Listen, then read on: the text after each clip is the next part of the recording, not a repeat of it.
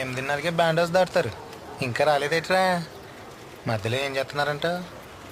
Yeah నాకేం తెలుసు. ఏంటి నున్నగా దూకొచ్చావు? మళ్ళీ గడుస్తాడేమోనని. అప్పో వచ్చేసాడే.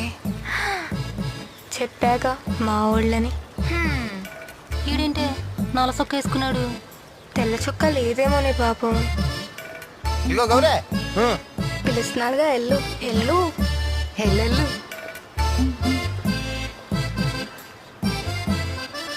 ఏంటి మళ్ళీ నీ దగ్గర తెల్ల చుక్క లేదా? మాట్లాడు. గౌరీ, నేనంటే నీకు ఎందుకు ఇష్టమో తెలీదు.